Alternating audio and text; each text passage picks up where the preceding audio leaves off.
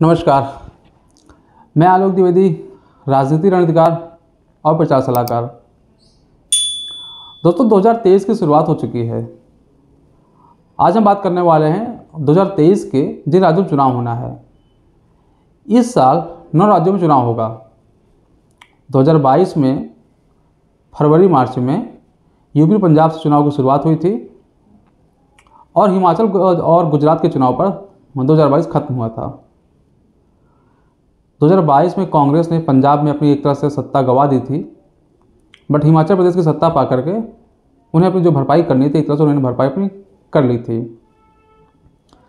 2023 में जिन राज्यों में चुनाव है उसे देखिए कहा जा सकता है, चूँकि अगले साल लोकसभा का चुनाव होना है 2024 में, तो एक तरह से ये जो दो बड़ी राष्ट्रीय पार्टियां हैं भाजपा और कांग्रेस, इनका जो है एक तरह से देखा जाए तो लिटमस टेस्ट है, जिसे हम कह सकते हैं कि ये लोकसभा चुनाव का सेमीफाइनल होने वाला है। सबसे पहले जो होगा पूर्वोत्तर के जो राज्य हैं वहाँ चुनाव होगा। इस बार मिजोरम में चुनाव है, नागालैंड में है, त्रिपुरा में है और मेघालय में चुनाव है। ये 4 जो पूर्वोत्तर के राज्य हैं।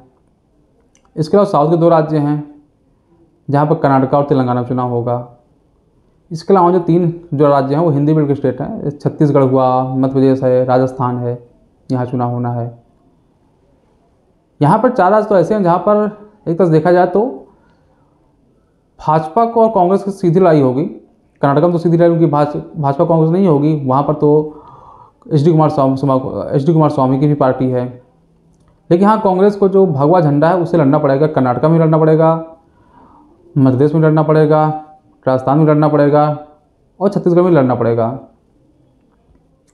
पूर्वोत्तर में जो त्रिपुरा है वहाँ पर तो भाजपा की सरकार है, बाकी 3 जगह स्थानीय दलों की सरकार है। गुजरात में जो चुनाव हुआ था उससे कुछ समय पहले ही वहाँ पर जो है पूरी प्रधानमंत्री मोदी और अमित शाह ने पूरी सरकार बदल दी थी, पूरी कैबिनेट बदल दी गई थी।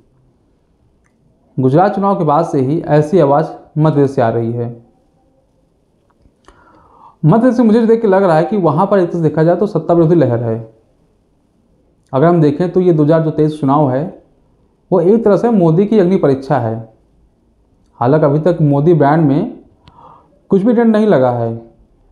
2014 में जो भाजपा ने जीत की शुरुआत की थी वो 2019 के लोकसभा चुनाव तक लगातार जारी रहा। इस दौरान भाजपा की 16 राज्यों में अपनी सरकार बनी, जो अभी तक भाजपा ने एक तरह से उसको मेंटेन करके रखा हुआ है। 23 इसलिए मोदी की अग्नि परीक्षा मानी जा रही है क्योंकि 9 राज्यों में चुनाव हैं। उनमें जो महत्वपूर्ण है मध्य प्रदेश में है, राजस्थान में है, छत्तीसगढ़, कर्नाटका, ये बड़े महत्वपूर्ण राज्य हैं जहाँ पर भाजपा को एक तरह देखा जाए तो प्रचंड बहुमत मिला था। यहाँ से इस लोकसभा 2019 के चुनाव में भाजपा पर चैलेंज है कि यहाँ पर अपनी सरकार, जैसे मध्य प्रदेश सरकार है, वहाँ पर वापस से रिपीट करना, और ये चैलेंज भाजपा के लिए है। भाजपा को ऐसा महसूस हो रहा है कि राजस्थान में चूँकि हमेशा 5 साल सरकार बदलती रही है तो भाजपा अपने लिए उसको एक तरह से मन माफिक मांग रही है। सबसे पहले आज हम बात राजस्थान पर करते हैं कि वहाँ पर क्या हो सकता है। राजस्थान में इसमें अशोक गहलोत के नेतृत्व में कांग्रेस की सरकार चल रही है। सितंबर में जो हंगामा हुआ उसको हम सब ने देखा था। क्योंकि अशोक गहलोत वो कांग्रेस के राष्ट्रीय अध्यक्ष बनने के चुनाव उनका लड़ने के चांसेस थे बहुत ज़्यादा कि लड़ेंगे। जो मीडिया में खबरें उसके अनुसार कि अशोक गहलोत से कहा गया था कि आपको सीएम का पद छोड़ना पड़ेगा। फिर कांग्रेस के दल की वहाँ जो कांग्रेस का नेतृत्व है उनकी बैठक होती है। उसके बाद ऐसी खबरें आती हैं कि सचिन पायलट को यहाँ पर सीएम बनाया जा सकता है। उसके बाद से गहलोत जो कैंप के 80 विधायक थे उन सब ने जाकर विधानसभा अध्यक्ष को अपना इस्तीफा सौंप दिया था कि सचिन पायलट का नेतृत्व उनको स्वीकार नहीं है। इसे कांग्रेस ने अनुशासनहीनता माना। अशोक गहलोत को भी इसके लिए एक तरह से लेटर जारी किया गया था, उनको भी स्पष्टीकरण मांगा गया था। 3 मंत्रियों को भी स्पष्टीकरण नोटिस जारी किया गया था। हाल फिलहाल में पूरा मुद्दा तो शांत है, लेकिन कांग्रेस हमेशा से ही पिछले 5 साल से वहाँ पर अंदरूनी जो कमियों से जूझ रही है। जैसे एक सचिन पायलट का कैंप है, दूसरा अशोक गहलोत का है। इनके बीच में हमेशा राज सामने आती रही है। वहाँ पर भाजपा साथ भी समस्याएं कम नहीं है, क्योंकि जो पूर्व मुख्यमंत्री वसुंधरा राजे, एक उनका कैंप है। एक जो वहाँ पर अभी वर्तमान में जो बीजेपी चीफ हैं सतीश पूनिया जी, एक उनका अपना गुट है वहाँ पर। इन दोनों गुटों में अगर भाजपा सामंजस्य बना पाई तो भाजपा के लिए मुझे लगता है कि राजस्थान चुनाव जितना आसान है। कर्नाटका में पहले वहाँ पर येदियुरप्पा जी की सरकार थी। उसके बाद येदियुरप्पा जी से इस्तीफा लेकर के बासुराज मुंबई को वहाँ पर सीएम बनाया गया। आज भी जो भी वहाँ भाजपा के लीडर्स हैं या जो केंद्र लीडर्स हैं वो ऐसा भी मानते हैं कि सबसे बड़ा नेता कर्नाटक में कोई है तो बी एस येदियुरप्पा हैं, क्योंकि बी एस येदियुरप्पा के नेतृत्व में ही भाजपा कर्नाटका में अपना पैर जमा पाई थी और अपने पैर जमाए। भाजपा ने भी एक तरह से देखा जा, चूँकि उम्र बहुत ज़्यादा हो गई थी येदियुरप्पा जी की, तो उनको संसदीय दल में शामिल करके एक तरह से उनको सम्मानजनक विदाई दी।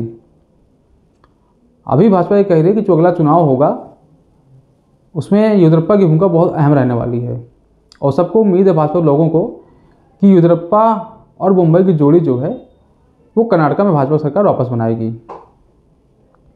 मध्य प्रदेश, जहाँ पर इसमें शिवराज सिंह चौहान भाजपा के सीएम हैं, गुजरात चुनाव के बाद से ही मध्य प्रदेश में मांग उठ रही है कि गुजरात का फॉर्मूला यहाँ अपनाया जाए।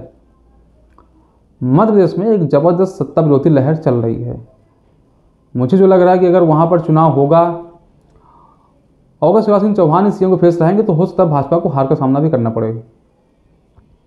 इस चीज़ को जो भाजपा के वहाँ पर विधायक हैं, मंत्री हैं और वहाँ जो सांसद हैं, जो भाजपा कार्यकर्ता हैं, वो लोग इस चीज़ को महसूस कर रहे हैं और काहे बगैर वहाँ पे आवाज़ आती रहती है कि वहाँ पर भी जो कैबिनेट उसको बदल दिया जाए।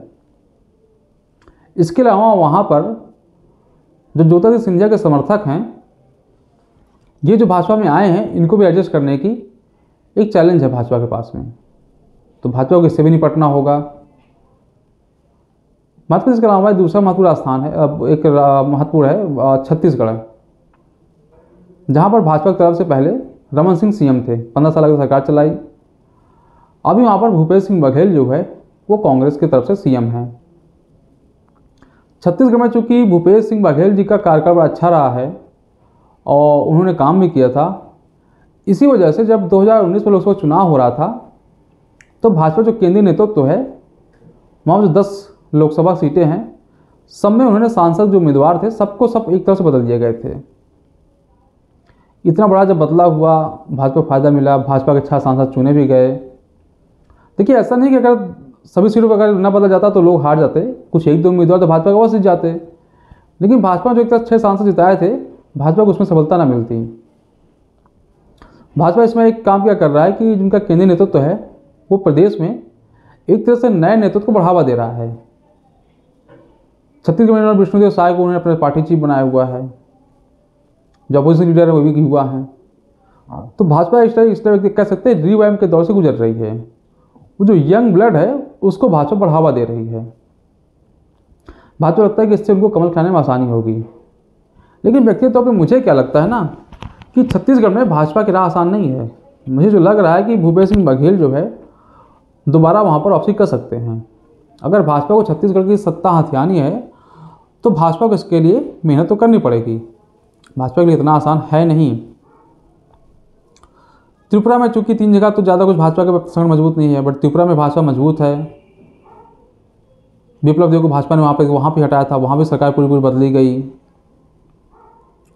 और अभी जो विप्लव देव राज्यसभा सांसद हैं, हो सकता भाजपा त्रिपुरा में वापस अपना प्रदर्शन दोहराए और हो सकता वापस सरकार में आए। भाजपा इसमें जो असली चैलेंज है मुझे वो मध्य प्रदेश ज़्यादा दिख रहा है, क्योंकि वहाँ जो सत्ता विरोधी लहर है वो भाजपा के कहीं नुकसानदायक है। भाजपा अगर अपना वहाँ परिवर्तन नहीं करेगी, कैबिनेट बदलेगी नहीं, हो सकता भाजपा को हार का भी वहाँ पर सामना करना पड़ सकता है। राजस्थान में अगर भाजपा ने वसुंधरा राजे जो गुट के विधायक हैं, जो उनके कार्यकर्ता हैं, और सतीश पूनिया के जो गुट के कायम के लोग हैं, इनको भाजपा का इकट्ठा करने में सफल रही और जिनकी निजी महत्वाकांक्षाएँ हैं उसको भी ठेस नहीं भाजपा ने पहुँचाया, तो राजस्थान में भाजपा सरकार अपनी बना लेगी। छत्तीसगढ़ में मैंने पहले बताया कांग्रेस सांसद हैं। कर्नाटका में भी भाजपा मेहनत करनी पड़ेगी, कर्नाटका में भी भाजपा वापस आ सकती है, लेकिन हाँ भाजपा को वहाँ भी मेहनत करनी पड़ेगी। तो देखेंगे अभी जो चुनाव 2023 में होगा, एक तरह से मोदी जी मैं कहूँगा ये अग्नि परीक्षा हो रही है और मोदी जी अपनी इस अग्नि परीक्षा में कितना सफल होंगे ये तो 2023 का अंत समय बताएगा। दिसंबर अंत आते आते पूरी पिक्चर क्लियर हो जाएगी और देखा जाएगा 2023 में मोदी अपनी अग्नि परीक्षा में कितने पास हुए हैं, कितना फेल हैं। इसको लेकर के देश के जो हर नागरिक है, चाहे कांग्रेस का है चाहे भाजपा का है, सबकी नज़रें बनी रहेंगी कि 2023 में क्या होगा, क्योंकि लोकसभा चुनाव का एक तरह से सेमीफाइनल ये माना जाता है। आज के लिए बस इतना ही।